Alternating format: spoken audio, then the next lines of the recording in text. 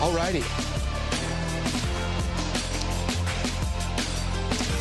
Big difference between round one and round two of the Democratic presidential debates. I mean, we heard, woo, I think we all would agree with that. Last night was a high-stakes, grab-the-spotlight kind of debate with the 10 candidates united in their desire to defeat President Donald Trump, but deeply divided over race, to age, and also health care. Joining us now in studio for more highlights and analysis is Dr. Jason Whitehead, professor of political science at Cal State Long Beach. Good morning. Thank you so much for being here with us today on our show. Thanks for having me. We're just going to get right into this. Frontrunner Joe Biden really was hammered last night, especially by Joe Biden with regard to race, about his collaboration with the segregationists and also with aspects of busing in the 1970s. So what do you make of that moment?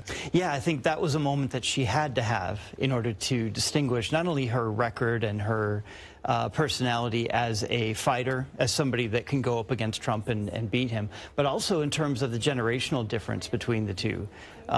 So I think what you said, generation, was an attempt to kind of bring something that was already being talked about in the news for about a week ahead of time. So the ground had already been prepared for her, and that was a great opportunity for her to show her passion, but also her connection to the details of and to be that voice, she also said, "I'm the only black person on this stage." So she felt the need to lend that voice. She is a deft and skilled orator, without a doubt, with her history as a prosecutor. But that was not an extemporaneous comment. That was prepared, because it was not her. She immediately tweeted out pictures of her as a child. That stuff was all at the ready. So I have a feeling that had been practiced a bit. So listen, Bernie Sanders, I have a feeling just behind Biden in the polls, right? Right.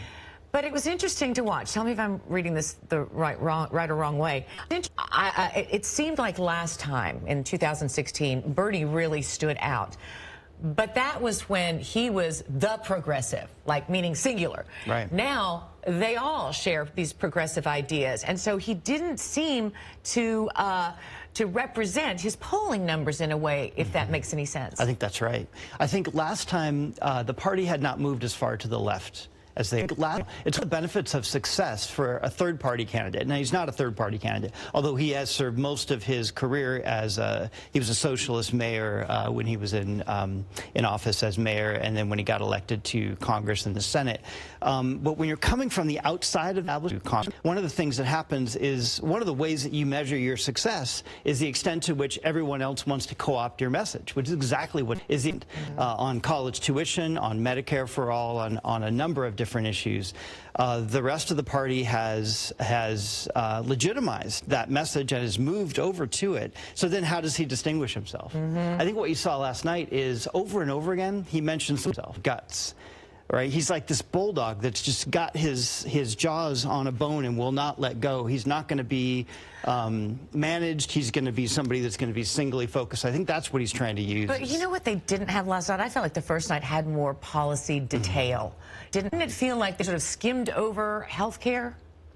Healthcare was something that people talked about, Medicare for all versus losing the private insurance option in the first debate. A lot more, I think, they did than they did in this debate. But I also think that there was more of an energy in this debate about how do we distinguish ourselves from one another, because there are more front runners.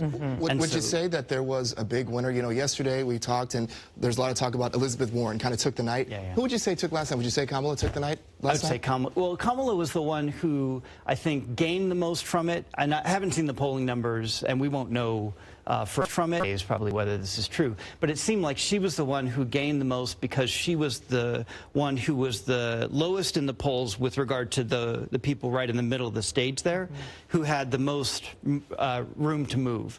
Biden, I think, lost the most. I don't think Bernie either gained or lost. It seemed like for the people that love Bernie, they're going to keep loving him. The people that don't like him, he's the same as he always was, right? Loving him. And interesting, Pete Buttigieg last night admitting that he's not been able to fix the police situation in his hometown. Hey, listen, thanks so much, Dr. Whitehead, for coming in. And we will be talking to you, I'm sure, again as we ramp up, move toward the 2020 election.